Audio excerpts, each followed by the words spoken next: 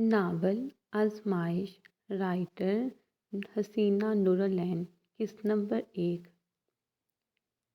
सफ़ेद मैक्सी पहने, चारों ओर सब्ज पहाड़ों के बीच चेहरे पर हल्की मुस्कान सजाए आंखें मूंदे वो आहिस्ता आहिस्ता घूम रही थी, जब अचानक बारिश की बूंदों से वो चीख कर उठी। हाय अल्लाह, बारिश क्यों मेरी मैक्सी? वो अब भी ख्वाब के ज़रिए असर बोली। उठ भी जाओ बई, और कितना सोना है। फ़ायज़ा पानी का गिलास जिससे उसके चेहरे पे छींटे मारे थे को साइड टेबल पे रखते हुए कहती है, ओहो अपिया, आप ही ना इतना प्यारा ख्वाब देख रही थी मैं। वो रूनी सी शक्ल बनाकर कहती है, अच्छा ड्रामा क्वीन, अब उठ जाओ, वैन छूट जाएगी वरना तो। यार अपिया, बस 5 मिनट सोने देना। उठ जाओ ना यार अनाबिया, आज पुप्पो भी आने वाली हैं, इतने काम है और तुम्हारे नखरे ही नहीं ख़त्म हो रहे। वो जो कंबल में वापस घुसने वाली थी, पुप्पो का नाम सुनते ही खुशगवार हैरत से उठ बैठी। कि क्या कहा? कौन आ रहा है? पुप्पो लोग आ रहे हैं। कि कौन आ रहा है? पुप्पा के अलावा अब जल्दी से उठो। फ़ायज़ा कमरा ठीक करते हुए कहती है, जिसका निसारा यूँ था जैसे अभी तूफान होके गुजरा हो। अनाबिया, खुशखबरी। उसे सोचों में गुम देखकर फ़ायज़ा उसे कंधों से झंझोड़कर होश की दुनिया में ला पटकती है। अनाबिया जल्दी से कंबल पर धकेलकर वॉशरूम की तरफ भागी कि अचानक कुछ याद आने पर एड़ियों के बल घूमकर गला खनकाते हुए फ़ायज़ा को मुखातिब करके कहती है, वो अपिया। बोलो, मसरूफ़ अंदाज में जवाब मिला। वो आज ना मैं खालिद से ऑफ ले लेती हूँ, वैसे भी एक दिन न जाने से क्या हो जाएगा। अच्छा तो फिर जाकर यही बात बाबा से कहना। हाय ला अपिया, आप किस मर्ज़ की दुआ है? सॉरी, मेरा मतलब आप मेरी प्यारी सी अपिया, आप मेरी मदद कर देना। नहीं, खुद जाके कहो, मैं कोई मदद नहीं कर रही तुम्हारी। वो उसे हरी झंडी दिखाती है। अनाबिया मुंह फैलाए आगे बढ़ रही थी। पीछे फ़ायज़ा सर्द आह भरते हुए उस पर अफसोस करती है, क्योंकि वो मर तो सकती थी पर कभी चाहकर भी बाबा से बात नहीं कर सकती थी। आज तो लोग बड़े खुश नज़र आ रहे हैं। वो दोनों अभी क्लास में दाखिल ही हुए थे कि माहरा उसकी अकलौती दोस्त उसका खिलता हुआ चेहरा देखकर पूछती है, बात ही ऐसी है। अनाबिया मुस्कुराते हुए कहती है, कहीं सालम भाई तो नहीं आ रहे? तो तुम्हें कैसे पता चला? बस देख लो, जितनी जीनियस हूँ मैं, तुम्हें ही कदर नहीं मेरी। अच्छा चलो, लेक्चर स्टार्ट हो जाएगा अभी, आराम से यार। तुम तो ऐसे भाग रही हो जैसे सालम हमारे वैन में ही बैठा हो। कॉलेज से छुट्टी के बाद अनाबिया को वैन के लिए तकरीबन भागते हुए देखकर माहरा मसनूई गुस्से से कहती है, अरे यार माही, तुम ही कचोले की चाल चल रही हो तो इसमें मेरा क्या कसूर? वाह भाई वाह, क्या बात है। महबूब के आते ही प्यारी दोस्त कछुआ बन गई, ये जुल्म ही याद रखेंगे। माहरा जूठे आंसू पूंछते हुए कहती है, अच्छा यार अब चलो भी, तुम्हारी इस अदाकारी की वजह से अगर वैन चली गई तो खून पी जाऊंगी तेरा। उसे कोहनी से पकड़कर भगाते हुए ले गई थी वो। अरे फ़ायज़ा देखना, आज ये सूरज कहाँ से निकला है। अनाबिया घर पहुंची कि फ़ौरन यूनिफॉर्म तब्दील करके बाहर निकलती है। सामने लाउंज में उसकी अम्मी जुलेखा बेगम उस्ताद होती हैं। अनाबिया को इतनी जल्दी करके कब्रों में देखकर मजाकन कहती तो फ़ायज़ा से है पर सुनाया उसी को, वरना वो तो आदतन आधा घंटा यूनिफॉर्म में ही लाउंज के सोफे पे यूं डे जाती, गोया सारा दिन मेहनत मजदूरी करके लौटी हो। क्या यार अम्मी, आपकी बात मानूं तो भी आप मजाक उड़ाती हैं। अनाबिया मुंह बसोर कर कहती है, अच्छा चलो जल्दी से नमाज़ पढ़ लो कि फ़ायज़ा के साथ काम में मदद करो आके। जी अम्मी। अनाबिया बार बार घड़ी की तरफ देखती रही, या अल्लाह कब पहुँचेंगे। साथ साथ फ़ायज़ा के साथ खाना बनाने में भी मदद करती है। यार अपिया, इतना लंबा रास्ता भी तो नहीं है कि वो पहुँच ही नहीं रहे। आखिर तंग आकर फ़ायज़ा से पूछ ही लिया। हाय अल्लाह, खैर करे बस, तुम जाके अम्मी से पूछो। फ़ायज़ा कबाब तलते हुए कहती हैं। अम्मी, वो अपिया कह रही है। बाकी अल्फाज उसके मुंह में ही रह गए। जब अपनी अम्मी को मेकअप में देखा तो उसका मुंह खुले का खुला रह गया। क्या हुआ? अच्छा सब छोड़ो, ये बताओ मैं कैसी लग रही हूँ? अम्मी, आप किसी की शादी वगैरह में जा रही हैं? उसने संभल कर पूछा। नहीं, घर में मेहमान आ रहे हैं, थोड़ी बहुत तैयारी तो बनती है ना। ये थोड़ी बहुत है?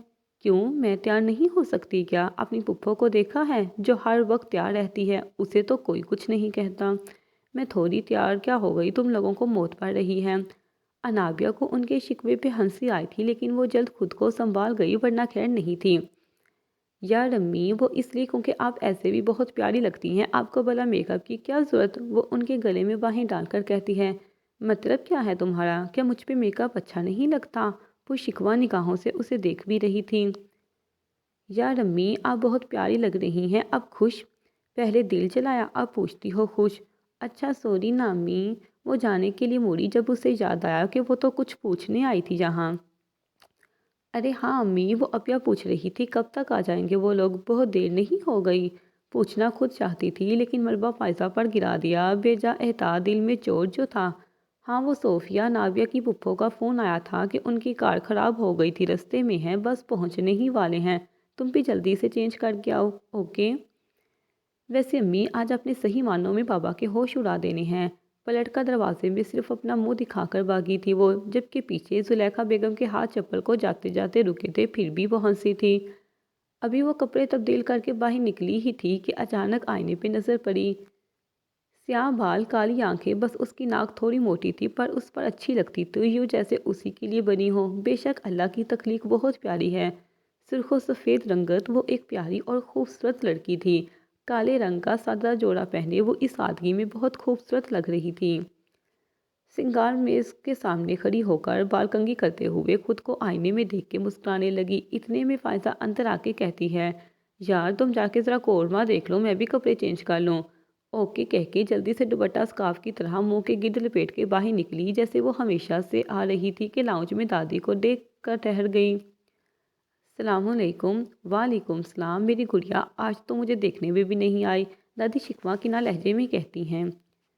سوری دادی، یہ آپ کی اس نکمی پوتی کی وجہ سے جو کام تو نہیں کرتی نہیں، سارا دن مجھ سے کام کروایا ہے انہوں نے، اور یہ دیکھے میرے ہاتھ بھی جل گئے ہیں، وہ لاڈ بڑے لہجے میں کہتے ہوئے سارا ملبہ پھر سے فائزہ پر گرا گئی۔ ارے ادھر آ میری گڑیا، تجھ سے کام کرا رہی تھی یہ لڑکی، دکھا ہاتھ زیادہ تو نہیں چلا؟ دادی تشویش سے پوچھتے ہوئے اسے پاس بلاتی ہے، جس کو تو مانو اس کا ہی انتظار تھا۔ وہ جا کر دادی کے سینے سے جا لگی۔ اس وقت اسے یہ بھی بھول گیا تھا کہ فائزہ نے اسے کس کام کے لیے بھیجا تھا۔ دادا کو ہاتھ نہیں دکھاؤ گی؟ اتنے میں دادا بھی مسجد سے آ گئے تھے اور صوفے پر بیٹھتے ہی پوچھ بیٹھے، ان دونوں کی تو گویا انابیہ میں جان تھی اور اسی بات کا انابیہ ناجائز فائدہ اٹھاتی تھی، لیکن فائزہ کو کبھی برا نہیں لگتا تھا کیونکہ وہ اس کی بھی تو گڑیا تھی نا۔ یہ سمیل کیسی ہے؟ لگتا ہے کچھ جل گیا ہے۔ فائزہ کچھ جلنے کی بو سونگھتے کچن کی طرف بھاگتے ہوئے ان تینوں سے پوچھ بیٹھی، جو ایک دوسرے کے ساتھ یوں مصروف تھے جیسے باقی دنیا کا انہیں کیا۔ یہ آپ جل رہی ہیں مجھ سے؟ انابیہ دانت نکالتے ہوئے آواز لگاتی ہے، جس کی خاطر خواہ اس پر اثر نہیں ہوتا، وہ اس کی عادی تھی۔ انابیہ یہ کیا کھا دیا تم نے؟ فائزہ لال ببو کے چہرے لیے کچن سے نکل کر اس پر چیخی۔ ابیا آپ ٹماٹر کیوں بنی ہوئی ہیں؟ ہنسی کے بیچ میں انابیہ پوچھ کر اس کا مذاق بنا گئی۔ فائزہ کے غصے کو دیکھ کر دادا دادی کو اگر پریشانی ہوئی تھی تو انابیہ کے کہکے نے وہ تو ختم ہی کر دی اور الٹا انہیں بھی ہنسانے پر مجبور کر گئی۔ ٹماٹر تو میں تمہیں بناتی ہوں، میرا سارا قورمہ جلا دیا، میں نے کہا بھی تھا۔ اور اس کے ساتھ ان دونوں کی نوک جھوک شروع۔ محلے کی لڑاکا عورتوں کی طرح کوئی کمر پہ ہاتھ رکھ کے تفتیش کر رہا تھا تو کوئی ہاتھ لہرا لہرا کر جھوٹی دلیلیں بڑی ڈٹائی سے پیش کر رہا تھا۔ عرض وہ لڑ کم اور چیخ زیادہ رہے تھے۔ دادا اور دادی کبھی ایک پوتی کو دیکھتے تو کبھی دوسری کو۔ آپ جلتی ہیں، دادا دادی مجھ سے زیادہ پیار کرتے ہیں اس لیے۔ انابیہ کے پاس اب دلائل کی کمی تھی، لیکن ہار بھی تو نہیں سکتی تھی نا، کچھ تو کہنا ہی تھا نا، سو دہرا دیا وہی پرانا گھسا پھٹا جملہ۔ نانا کا تو نہیں معلوم پر نانوں کا فیورٹ تو میں ہی ہوں۔ او سوری، السلام علیکم۔ سرم لاؤنج میں قدم رکھ چکا تھا اور آتے ساتھ ہی دادی سے لپٹ بھی گیا۔ گہری کالی آنکھیں، گندمی رنگت، لمبا قد، وہ آج انابیہ کو پہلے سے زیادہ پرکشش اور حسین لگ رہا تھا۔ ہر بار اسے دیکھتے انابیہ کو پہلا خیال یہی آتا تھا۔ وعلیکم السلام، کیسا ہے میرا بالو؟ دادی اسے چومتے ہوئے کہتی ہے۔ ارے کیا نانو، بالو تو نہ کہیں اب، وہ مصنوعی ناراضگی سے کہتے ہوئے دادا کی طرف مڑ گیا۔ اب تو چاہے برا منا یا اچھا، میرے لیے تو تم میرے بالو ہی رہو گے۔ انابیہ خیالوں میں گم اسے دیکھے گئی، یہاں تک کہ پھپھو نور اور سائم کے اندر آنے پر اس کے خیالوں کے تسلسل میں خلل پڑا۔ وہ مجھے آپ لوگوں کو ایک گڈ نیوز دینی تھی۔ رات کے کھانے پر سب اکٹھے بیٹھے تھے، تب پھپھو کو نہ جانے کیا یاد آیا کہ کہہ بیٹھی، عبید صاحب انابیہ کے والد اور عادل انابیہ کا بڑا بھائی ابھی کچھ وقت پہلے ہی گھر لوٹے تھے۔ بولو صوفیہ، کیا بات ہے؟ دادا جی گویا اجازت دیتے ہیں۔ وہ ہم لوگ واپس اپنے یہاں والے گھر شفٹ ہو رہے ہیں۔ سچ پھپھو؟ اس سے پہلے کہ کوئی خوشی کا اظہار کرتا یا مبارکباد دیتا، انابیہ کی حیرت بڑی چیخ نے سب کو اس کی جانب یوں متوجہ کیا کہ کوئی بھی زلیخا بیگم کے بگڑتے تاثرات کو نوٹ ہی نہ کر سکا۔ سوری، انابیہ نے سب کی نظروں سے بے آرام ہو کر کہا، لیکن بابا کا پارا تو ہائی ہی ہو گیا تھا۔ وٹ نان سینس انابیہ، 1000 بار سمجھایا لیکن اس کی سمجھ میں کچھ آتا ہی نہیں۔ بچی نہیں ہو تم، جگہ دیکھی نہ محفل، وہ تو بس اس کو لتاڑنے ہی لگ گئے۔ بابا کا تو اور بھی ڈانٹنے کا من تھا اگر پھپھو مداخلت نہ کرتی۔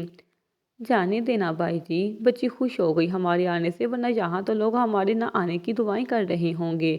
انابیہ کو بچاتے بچاتے یکدم ان کا خیال اپنی بھابھی کی طرف ہو گیا جو گمسم خفاش سی بیٹھی تھی۔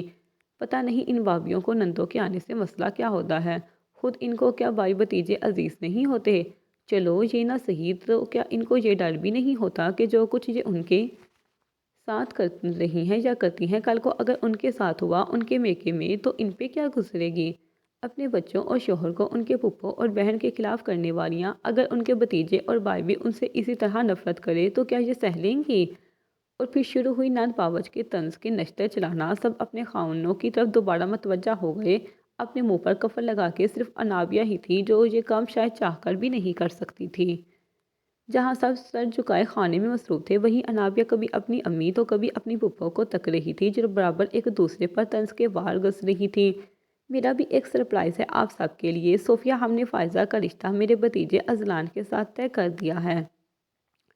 اور یہ زلیخا بیگم کی طرف سے بہت بڑا دھماکہ تھا کیونکہ انہیں معلوم تھا کہ صوفیہ کی دکھتی رگ پہ کیسے پاؤں رکھنا ہے۔ صوفیہ بچپن سے ہی فائزہ کو سالم کے لیے پسند کرتی تھی لیکن یہ بات صرف زلیخا بیگم کو معلوم تھی، اس لیے ایسی بات یہاں کر کے وہ صوفیہ کا پڑا ہائی کر گئیں۔ لیکن انہوں نے بھی گویا آج قسم کھا رکھی تھی لبوں سے مسکراہٹ دور نہ کرنے کی۔ ان کے دل و دماغ میں تو ایک شور برپا ہوا تھا لیکن بظاہر نارمل آنے کی بھرپور کوشش کرتی رہیں۔ اچھا ماشاءاللہ بہت مبارک ہو آپ سب کو، ویسے میں نے بھی سالم کا رشتہ۔ صوفیہ کے باقی الفاظ منہ میں ہی رہ جاتے ہیں جب انابیہ بری طرح کھانسنے لگتی ہے، کیونکہ جو ہی انابیہ پانی کا گلاس منہ سے لگا رہی تھی، پھپھو کے اس آخری جملے پر گلاس تو اس کے ہاتھ سے چھوٹ ہی گیا اور سونے پہ سہاگا شاخ سے پانی حلق میں بری طرح پھنسا۔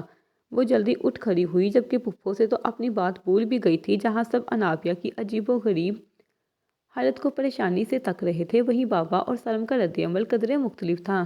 ایک سے غصہ قابو نہیں ہو رہا تھا جبکہ دوسرے سے ہنسی۔ انابیہ جلدی سے ایکسکیوز کرتی وہاں سے کھانستے ہوئے اپنے روم کی طرف بھاگ گئی۔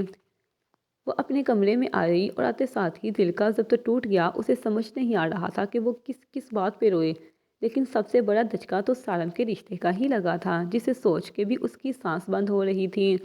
انابیہ کو تو یاد بھی نہیں تھا کہ وہ کب سے سالم کو چاہتی ہے۔ اس نے تو کبھی سوچا بھی نہیں تھا کہ وہ یوں کسی اور کا ہو جائے گا۔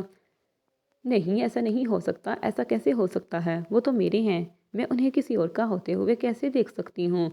خود کلامی کرتے ہوئے وہ عجیب طرح سے اپنے بال نوچ رہی تھی۔ سالم کو تو میرا ہونا تھا نا، وہ تو میرے ہیں نا۔ ایک ہی سوال کا بار بار ورد کرنا اس نئے سرے سے الگ تکلیف دے رہا تھا۔ اس حالت میں کب اس پر نیند مہربان ہوئی اسے پتہ نہ چل سکا۔ انابیہ دروازہ کھولو، کیا مجھے اور نور کو باہر سلانے کا ارادہ ہے؟ فائزہ جو کب سے کمرے کا دروازہ بجا بجا کے تھک گئی تھی آخرکار بول اٹھی۔ نور جب بھی آتی ان کے ہی کمرے میں سوتی تھی۔ جی اپیا سوری، وہ پتہ نہیں آنکھ لگ گئی تھی میری۔ انابیہ اپنی سرخ بوجھل آنکھ کے لیے جو رونے کی شدت سے لال انگارہ ہو رہی تھی آخرکار دروازہ کھول ہی گئی۔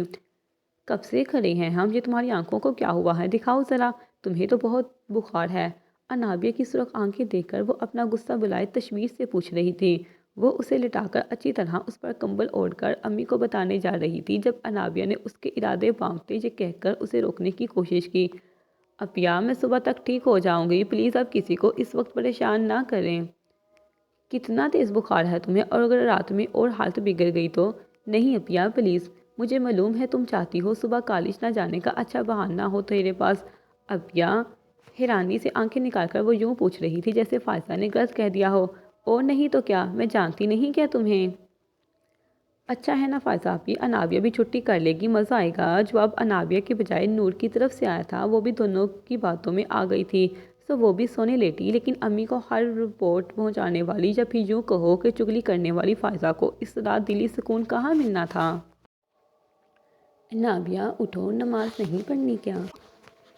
فائزہ جو کب سے انابیہ کو آوازیں دے رہی تھی لیکن وہ تھی کہ اٹھنے کا نام ہی نہیں لے رہی تھی، وہ تو ایسی پڑی تھی جیسے بے ہوش ہو۔ انابیہ باقاعدہ جھنجھوڑنے کے بعد بھی جب نہ اٹھی تو اس کو تشویش ہوئی۔ اس کے ماتھے پہ ہاتھ رکھتے اس کا ہاتھ جل اٹھا۔ وہ بخار میں تپ رہی تھی، دوڑ کے وہ گئی اور وہ ویلا مچا گئی۔ امی امی، انابیہ کو بہت تیز بخار ہے، وہ اٹھ بھی نہیں پا رہی۔ وہ اتنی حواس باختگی میں چیخ رہی تھی کہ جو جاگ رہے تھے وہ باقاعدہ بھاگ کر انابیہ کو دیکھنے گئے، لیکن جو سو رہے تھے وہ بیٹھ کے یوں آنکھیں نکالے ہوئے حالات کو سمجھنے کی کوشش کر رہے تھے جیسے زلزلہ یا پتہ نہیں کیا عذاب آ گیا ہو۔ تھوڑی ہی دیر میں سبھی اس کے کمرے میں موجود تھے۔ بہتوں کو تو معلوم بھی نہیں تھا کہ وہ یہاں کیوں ہیں، وہ تو باقیوں کو فالو کرتے ہوئے یہاں پہنچے تھے۔ کسی نے ایک چپل پہنا ہوا تھا تو کوئی ننگے پاؤں، کسی کے بال جو جیسے بم پھٹا ہو ان کے سر پر، تو کوئی اپنی آنکھیں کھولنے کی ناکام کوشش کر رہا تھا۔ ان کی شکلوں سے لگ رہا تھا جیسے کوئی ڈراؤنا خواب دیکھ لیا ہو۔ میں ڈاکٹر کو فون کرتا ہوں، ایسے میں صرف عادل تھا جس نے تو حمل مزاجی کا مظاہرہ کرتے ہوئے سب کو آگاہ کیا۔ اتنے میں انابیہ چیخ اٹھی، نہیں ایسا نہیں ہو سکتا، شاید اس کے ذہن میں رات والی بات اٹکی ہوئی تھی۔ اول تو اسے کچھ سمجھ نہ آیا، سب پر ایک حیران سی نگاہ دوڑانے کے بعد وہ آہستہ آہستہ حالات سمجھنے کی کوشش کر رہی تھی۔ کائنڈلی کزن، اب یہ مت کہنا کہ میں کہاں ہوں یا پھر میں کون ہوں۔ سالم کہاں چپ رہنے والا تھا، وہ اتنا خاموش رہا یہ بھی غنیمت تھی۔ ہر حالات میں سب کو ہنسانے کا ہنر رکھتا تھا وہ۔ آپ سب یہاں کیسے؟ وہ پوچھ رہی تھی۔ تمہاری بہن کی وجہ سے، کبھی ایک تو کبھی دوسری نے ہمارے سماعتوں پر حملہ آور ہونا ہی ہے۔ کوئی بات نہیں کہ اس بڑی جوانی میں بہرا ہو جاؤں گا۔ مصنوعی آنسو پوچھتے سالم پھر سے سب کو قہقہ لگانے پر مجبور کر گیا۔ کیا بیٹا، تم نے تو سب کو ڈرا ہی دیا تھا۔ ڈاکٹر کے جانے کے بعد دادا جی غم زدہ سے کہہ رہے تھے۔ اس کی طبیعت رات سے خراب تھی، لیکن اس نے مجھے آپ لوگوں کو کہنے سے منع کر دیا تھا۔ فائزہ بچوں کی طرح اس کی شکایت لگا رہی تھی اور تم منع ہو گئی۔ کیا تم جانتی نہیں ہو بچپن سے کہ یہ ڈاکٹر کے نام سے بھی گھبراتی ہے؟ وہ تو چھوٹی تھی لیکن تم تو بڑی ہونے کا مظاہرہ کرتی۔ جواب امی کی طرف سے آیا تھا اور ایسا کراڑا جواب جس نے اس کی شکایت کی ایسی کی تیسی کرتے ہوئے اس کو بھی خوب سنائی لینے کے دینے والی حالت ہو گئی تھی اس کی۔ نور کو بے ساختہ اس پہ ترس آیا اور انابیہ اسے یوں دیکھ رہی تھی جیسے اسے کسی کھیل میں اسے ہرا کے خود جیتی ہو، وہ بھی بنا حصہ لیے۔ یہ معاملہ بھی جیت سے کم نہیں ہوتا۔ چلو بھائی صاحب، میری گڑیا کو آرام کرنے دو۔ دادی انابیہ کے سر پہ پیار کرتے ہوئے سب کو باہر جانے کا حکم سنا گئی۔ وہ سب جو ابھی تک وہیں بیٹھے تھے، کوئی صوفے پر تو کوئی فرش پر جانے کو اٹھے۔ سالم جاتے ہوئے آخری نگاہ انابیہ پہ ڈالتے ہی ٹھٹکا، وہ اسے ہی دیکھ رہی تھی۔ کچھ لوگ ہوتے ہیں جو اپنی دل کی بات چاہ کر بھی نہیں چھپا سکتے، ان کے بس میں نہیں ہوتا۔ ان کی آنکھیں، فیس ایکسپریشن سب راز عیاں کر دیتے ہیں۔ کچھ تھا انابیہ کی پرشکوہ نگاہوں میں جسے نظر انداز کرنا مشکل تھا، پر کیا شکوہ، کیسا شکوہ، یہ سمجھنے سے وہ قاصر تھا۔ شام کو انابیہ تھوڑا بہتر محسوس کر رہی تھی، سو باہر لاؤنج میں بیٹھنے آ گئی۔ سبھی وہاں بیٹھے ادھر ادھر کی باتیں کر رہے تھے۔ انابیہ کو آتے دیکھ کر سب خوش ہوتے ہوئے اس کی طبیعت کے متعلق پوچھنے لگے۔ سب کتنا خیال رکھتے ہیں نا بیماری میں، دل کرتا ہے ساری عمر بندہ بیمار ہی رہے، لیکن ایک مدت سے زیادہ کوئی بیمار ہو تو وہ ہر ایک پر بوجھ بن جاتا ہے۔ اس لیے کہتی ہوں کہ کچھ خواہشیں ایسی ہوتی ہیں جو انسان خود چاہتا ہے کہ پوری نہ ہو۔ ٹھیک ہوں اب الحمدللہ، وہ خوش دلی سے جواب دیتے ہوئے پھپھو کے پاس بیٹھ گئی جنہوں نے اسے آتے ہوئے دیکھتے ہی بیٹھنے کے لیے جگہ بنا دی تھی۔ انابیہ کو اپنی پھپھو سے محبت کسی غرض سے نہ تھی، بلکہ جتنی محبت انابیہ کو اپنی پھپھو سے تھی اس سے کہیں زیادہ محبت ان کو انابیہ سے۔ فائزہ اس کے برعکس اپنے ننیال کے زیادہ نزدیک تھی۔ اتنے میں چائے آ گئی اور انابیہ کی تو جیسے دلی مراد پوری ہوئی۔ اسے جب بھی چائے آفر ہوتی وہ خوشی خوشی پی لیتی تھی، بھلے ہی کھانے کا ناغہ آ جائے، چائے کا نہ آئے۔ ہیلو گائز، او سوری، السلام علیکم ایوری ون۔ انابیہ کی چچا زاد ثانیہ ہال انٹرنس پہ کھڑی سب کو اپنی طرف متوجہ کر گئی۔ بے اختیار انابیہ کو چائے کا گھونٹ بے حد کڑوا لگا۔ مسئلہ چائے کا نہیں تھا، منہ کے ذائقے کا تھا جو اسے دیکھتے ہی کڑوا ہو گیا تھا۔ ثانیہ آگے بڑھ کر سب سے مل رہی تھی اور انابیہ کو یکدم یہاں بیٹھنا مشکل لگ رہا تھا۔ وہ بس موقع کی تلاش میں تھی کہ موقع ملے اور وہ یہاں سے بھاگے۔ کچھ لوگ ہوتے ہیں نا ہماری زندگیوں میں جنہیں ہم دیکھنا بھی پسند نہیں کرتے، ان سے باتیں تو دور کی بات۔ واٹس اپ سالم، تم تو بہت ڈیشنگ لگ رہے ہو، ثانیہ ستائشی انداز میں سالم سے کہتے ہوئے اس کے ساتھ صوفے پہ بیٹھ گئی اور یہاں انابیہ کی حالت یوں تھی جیسے کسی نے جلتے توے پہ رکھ دیا ہو اسے۔ اس کی تو تن بدن میں آگ لگ گئی تھی۔ ثانیہ تھی بھی بے تکلف سی۔ باتوں باتوں میں جب دونوں ایک دوسرے کے ہاتھ پہ ہاتھ مارتے تو انابیہ کو یوں لگتا جیسے واقعی وہ آگ میں جل رہی ہے جس کی تپش میں وقتاً فوقتاً اضافہ ہو رہا تھا اور آگ اتنی کہ شعلے اوپر اوپر تک اٹھ رہے ہوں۔ اتنے میں سالم بآواز بلند تقریباً اعلان کرتے ہوئے کہتا ہے، سب ذہنی طور پر الرٹ ہو جاؤ کیونکہ انابیہ کسی بھی وقت چیخ کر ہمیں منی ہارٹ اٹیک سے روشناس کروا سکتی ہے۔ اس بات پر سب نہ سمجھی سے اس کی طرف دیکھنے لگے، یہاں تک کہ انابیہ نے بھی نظروں کا زاویہ بدلتے ہوئے اس کی طرف دیکھا، ورنہ وہ تو ان دونوں کو یوں دیکھ رہی تھی جیسے پاکستانی آنٹیاں ٹی وی ڈراموں کو توجہ، یکسوئی اور شکن آلود ماتھے کے ساتھ ساتھ منہ میں بھی کچھ بڑبڑائی بھی جا رہی تھی۔ بھئی میرا مطلب ابھی یہ کب الٹے گا اور گرم چائے انابیہ کے پیروں کو خدا نہ خواستہ جلس آئے گی تو اس نے چیخ کر ہمارے کانوں کے پردے ہی پھاڑنے ہیں نا۔ سب کو اپنی طرف سوالیہ نظروں سے دیکھتے پا کر سائم پرسکون انداز میں انابیہ کے ہاتھ میں پکڑے چائے کی کپ کی طرف اشارہ کر رہا تھا، جس میں آدھا کپ چائے بھی کپ کی ایک طرف تھی، گننے کو بے چین، اور کپ تقریباً الٹنے ہی والا تھا۔ اپنی ماں کی گورمٹور آنکھوں کو غصے سے کھولتے اور اپنی طرف گھورتے پا کر سائم لفظ خدا نخواستہ کہہ گیا، ورنہ اسے کسی کی کیا پرواہ، کوئی بوڑھا مون بنائے تو 100 بار اس کی بلا سے، بس اسے ہر ایک کا مذاق اڑانے کا سرٹیفکیٹ ملا ہوا تھا۔ اور انابیہ وہ تو پہلے ہی پریشان تھی سالم اور ثانیہ کی وجہ سے، اور پھر انابیہ جیسے حساس لوگ کہاں خود کا مذاق بنتے دیکھ سکتے ہیں، اس لیے وہ جلدی سے بہانہ بناتی وہاں سے 9 2 11 ہو گئی۔ یار تمہیں کیا ہو گیا ہے، کیوں میری بات نہیں مان رہی؟ چلو نا، سب جا رہے ہیں، اور ایسا موقع بار بار کہاں آتا ہے جب سب ساتھ ہوں۔ اور ربی تو ارحم بھائی، ثانیہ کا بڑا بھائی بھی آ گئے ہیں۔ نور جو کب سے انابیہ کو فیملی ٹرپ پر جانے کے لیے منا رہی تھی، لیکن وہ تھی جس نے نہ ماننے کی قسم کھا رکھی تھی، جبکہ نور اور انابیہ کے علاوہ باقی تمام کزنز جانے کی تیاری کر رہے تھے۔ تو مجھے پڑھنے دو گی؟ انابیہ کتاب کھولے غصے سے اسے گھور رہی تھی۔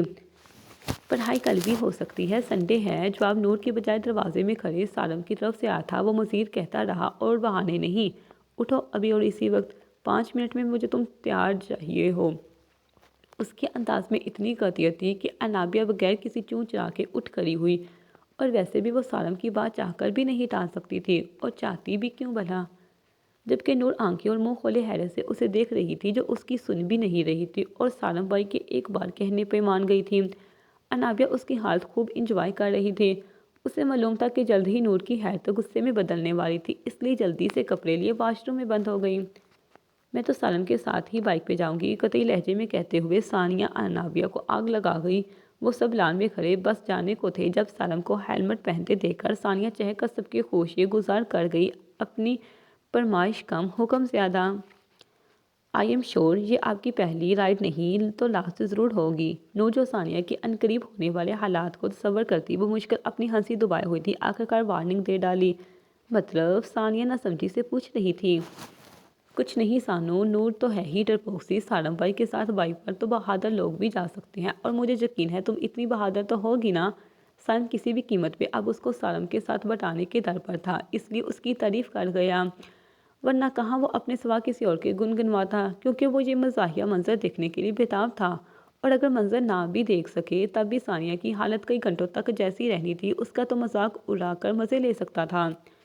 مائی نیم از ثانیہ ناٹ سانو، اور مجھ جیسا بہادر تو پورے خاندان میں کوئی نہیں۔ یہ جملہ لبوں سے ادا کرتے ہوئے وہ کن آنکھیوں سے انابیہ کو دیکھ رہی تھی، لیکن وہ ادھر ادھر دیکھتی اس کی موجودگی کو نظر انداز کر رہی تھی، یا پھر کرنے کی کوشش کر رہی تھی۔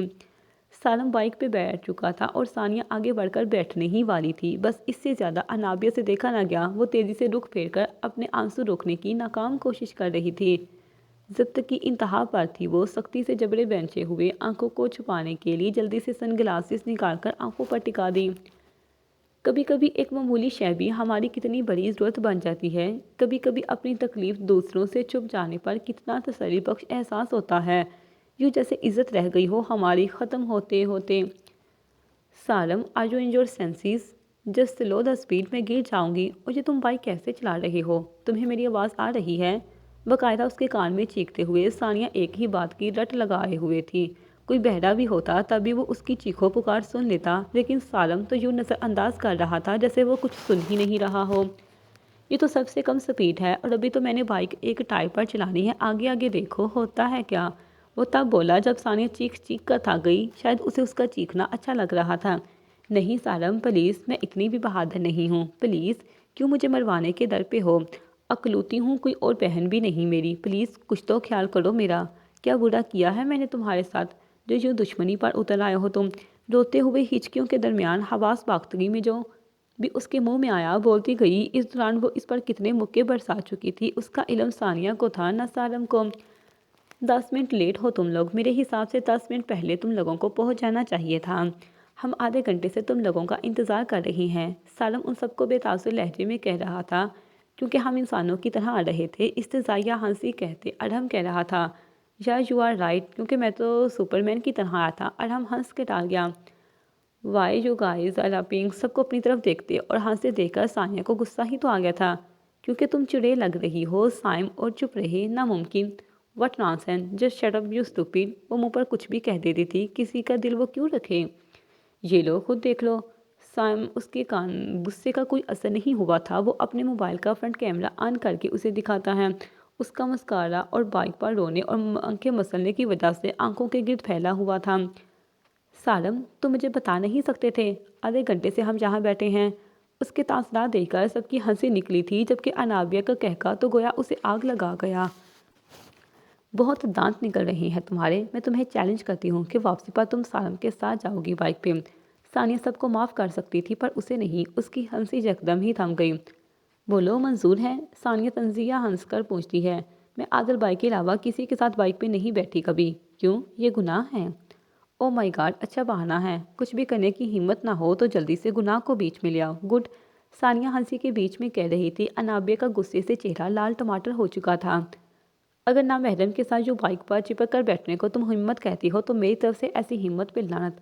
وہ غصے سے کہتے ہوئے رخ پھیر گئی۔ غصے سے انابیہ کو بہت سا رونا بھی آیا ہوا تھا، لیکن وہ کسی کے سامنے رونا نہیں چاہتی تھی۔ واٹ ایور، ثانیہ ہاتھ جلا کے کہتی ہے، تم دونوں نے یہ کیا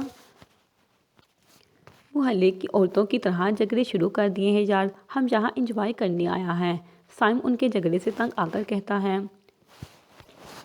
انابیہ سوچتی ہے کہ کاش وہ نہ آتی۔ اس بدمزگی کے بعد انابیہ بالکل چپ تھی، جبکہ ثانیہ جلد ہی سنبھل کر پھر سے سب کے ساتھ ادھر ادھر گھومنے میں مصروف ہو گئی تھی۔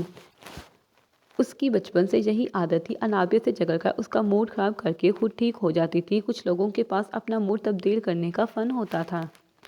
اصغر صاحب، انابیہ کے دادا کے دو بیٹے، عبید انابیہ کے بابا اور حمید، اور ایک بیٹی صوفیہ۔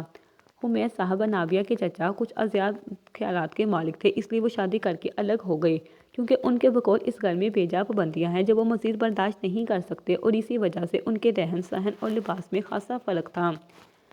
جب وہ سب گھر پہنچے تو خاصی دیر ہو چکی تھی۔ انابیہ با کے کمرے میں بند ہو گئی اور پھر ساری رات رو رو کر گزار دی۔ صبح وہ نماز پڑھ کے تلاوت کے بعد بغیر دوبارہ سوئے واپس بیڈ پہ بیٹھی ہی تھی کہ اسی وقت کمرے میں فائزہ داخل ہوئی۔ نور نماز پڑھنے کے بعد سو گئی تھی۔ اس کو یوں بیڈ پر بیٹھے دیکھ کر حیرانی اور خوشی کے ملے جلے تاثرات لیے پرجوش سے کہنے لگی، ارے واہ میری پیاری بہنا، تو بڑی تیز ہو گئی ہے۔ اب یہ ناشتہ لا دے، میں یہیں کر لوں۔ تم ثانیہ کی وجہ سے اب اپنے گھر میں سے بھی باہر نہیں نکلو گی؟ نہیں، بس دل نہیں چاہ رہا اسے صبح صبح دیکھنے کا۔ وہ نہیں اٹھی ابھی، اور 12 سے پہلے اٹھے گی بھی نہیں۔ کیوں؟ کیونکہ وہ سب رات دیر تک لان میں بیٹھے گفے مار رہے تھے کہ کون؟ اچانک سے انابیہ کے دماغ میں خطرے کی گھنٹی گونجی۔ وہ سب بس میں تو آ گئی تھی سونے۔ یہ سنتے ہی انابیہ کا موڈ اور خراب ہو گیا۔ اسے سالم پر بہت غصہ آ رہا تھا۔ میں بھی تو کزن ہوں، اس کی مجھ سے تو بات ہی نہیں کرتا۔ اس ڈیلیل ثانیہ کی بکواس آدھی رات تک سنتا رہا۔ وہ خود سے بڑبڑاتے ہوئے کمرے سے باہر نکلی۔ تیز تیز چلتے اسے ارد گرد کا خیال نہیں رہا جب کوئی سامنے آیا اور وہ بار بار بچی تھی اس سے ٹکرانے کی۔ آرام سے بھائی، آرام سے، وہ سالم ہی تھا۔ سوری، انابیہ سنبھل کر کہتی ہے۔ کیا سوری؟ تمہارا تکیہ کلام ہے ججی، اتنا جھجک کیوں رہی ہو؟ کزن ہو تمہارا، تم نے تو غیر ہی بنا لیا۔ نہیں، ایسی تو کوئی بات نہیں۔ مطلب بہت محنت کرنی پڑے گی؟ مطلب کچھ نہیں، تم کہیں جا رہی تھی؟ جی وہ ناشتہ کرنے۔ تو پھر چلو، مجھے بھی بہت بھوک لگ رہی ہے اور اکیلے ناشتہ نہیں کیا جاتا۔ آپ اتنی جلدی کیسے اٹھ گئے؟ کیونکہ جلدی جاگنا میری عادت ہے۔ کیوں؟ نہیں ویسے ہی، رات دیر سے سونے پر صبح جلدی آنکھ نہیں کھلتی، اس لیے پوچھا۔ وہ عام انداز میں کہہ رہی تھی۔ نہیں، میں تو آتے ہی سو گیا تھا۔ جی، وہ خوشی اور بے یقینی کے ملے جلے تاثرات سے مسکرا کر چیختے ہوئے پوچھ بیٹھی۔ ہاں، لیکن تمہیں کیا ہوا؟ سالم نہ سمجھی سے اس کی طرف دیکھتا ہے۔ کچھ نہیں، چلے ناشتہ کرتے ہیں، وہ ہنستے ہوئے کہتی ڈائننگ روم کی طرف بڑھ گئی۔ اوکے، وہ نہ سمجھی سے ماتھا مسل کے اس کے پیچھے چلتے ہوئے بڑبڑایا۔ پاگل ہے شاید، یہاں لفظ شاید اس نے اپنا ماتھا پیٹا تھا۔ وہ اپنے ہونے پر خوب پچھتایا تھا۔ ارے واہ، اکیلے اکیلے ناشتہ۔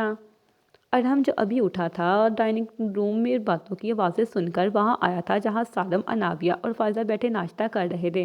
ارے ارہم، آؤ نہ بیٹھو، تمہارے لیے ناشتہ لے کر آتی ہوں۔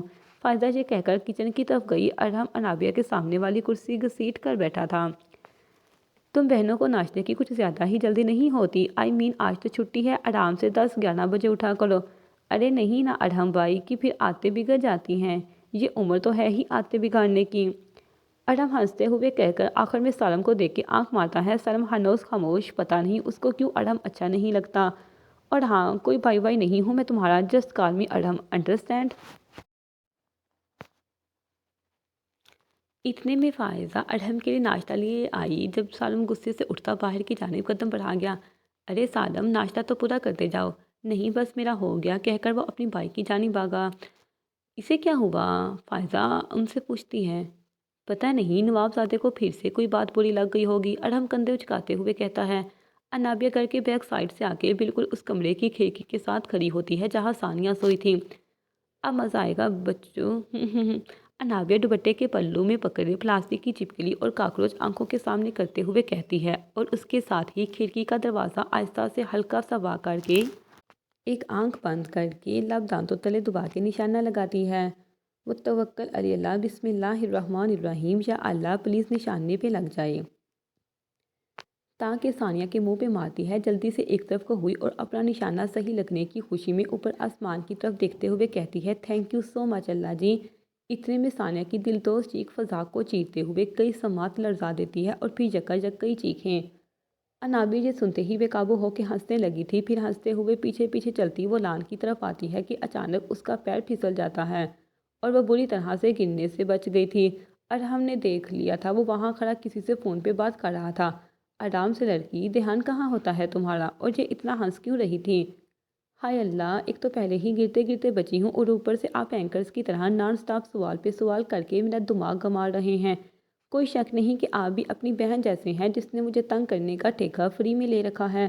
انابیہ سارا ملبہ اس پہ گرا کے خود وہاں سے 9-2-11 ہو گئی، مبادا ارحم کو اس کے کارنامے کا پتہ نہ چل جائے۔ فیس ایکسپریشن جنوں اینکر انٹرسٹنگ۔ ارحم ہنستے ہوئے اندر کی جانب قدم بڑھا رہا تھا۔ یہ کس کی حرکت تھی؟ دادا جی بارعب آواز میں پوچھتے ہیں، جہاں عبید صاحب، زلیخا بیگم اور صوفیہ کے علاوہ سب لاؤنج میں استادہ، جبکہ ثانیہ دادی کے گلے لگی وقفہ بعد ہچکی لیتی۔ وہ تو ایسی چیخی تھی کہ اب گلا ہی بیٹھ گیا تھا۔ مجھے تو سمجھ نہیں آ رہا نانا جی کہ ان کزن سسٹرز کا مسئلہ کیا ہے، ایک ہی دفعہ میں شوٹ کر کے ہمارا کام تمام کر دیں، یوں قسطوں میں کون جان لیتا ہے؟ اور میں بتا رہا ہوں آپ سب کو، میں تو یہاں سے اپنا بوریا بستر سمیٹ کے جا رہا ہوں، پہلے ہی میرا دل کافی کمزور ہے۔ سالم رونی سی شکل بنا کے جھوٹے آنسو پونچھتے کچھ اس انداز میں کہہ رہا تھا کہ لاؤنج کہکوں سے گونج اٹھا تھا۔ اب کسی نے ادھر ادھر کی بات کی تو اچھا نہیں ہوگا، سچ سچ اگلو جس نے بھی یہ حرکت کی ہے، ورنہ میرے پاس اور بھی طریقے ہیں سچ جاننے کے۔ دادا جی وہ مشکل اپنی ہنسی کنٹرول کر کے کہتے ہیں، کون سے؟ انابیہ جلدی سے پوچھتی ہے۔ سب سے پہلا طریقہ CCTV فوٹیج۔ او میرے اللہ! وہ سر پر ہاتھ مارتے جلدی سے اٹھ کھڑی ہوئی تھی، نہ جانے کہاں جاتی اتنی جلدی میں۔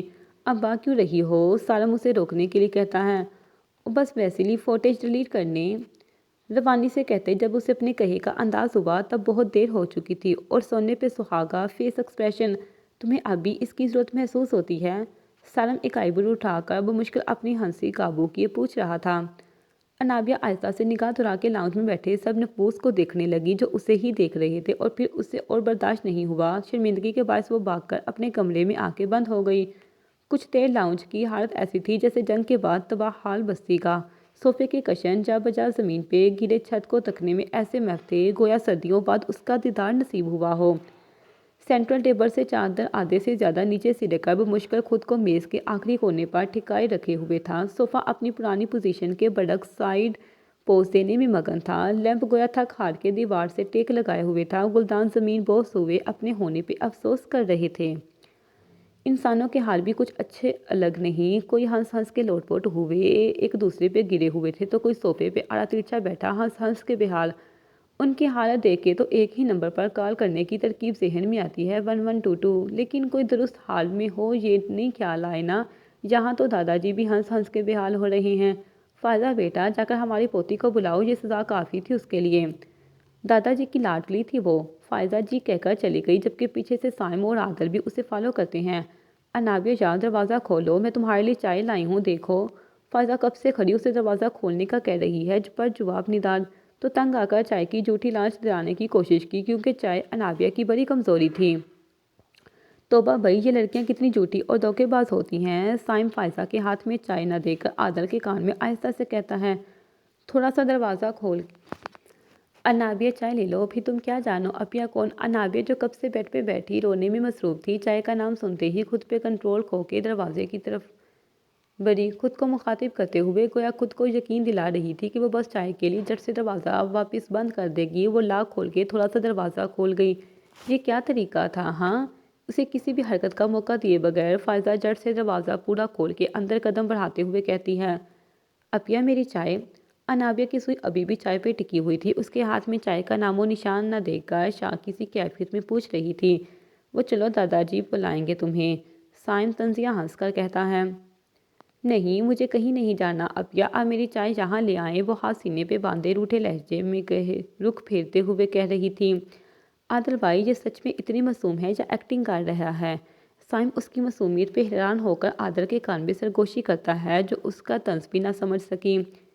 میری گڑیا سچ میں بہت معصوم ہے، اس کے لیے اس کی طرف سے مجھے بہت ڈر لگا رہتا ہے۔ یہ زندگی بہت بڑی بے رحم ہے اور معصوموں کے لیے کچھ زیادہ ہی۔ چلو بھائی چلے۔ فائزہ انابیہ کو لاؤنج میں جانے کے لیے تیار کر چکی تھی۔ جاری ہے۔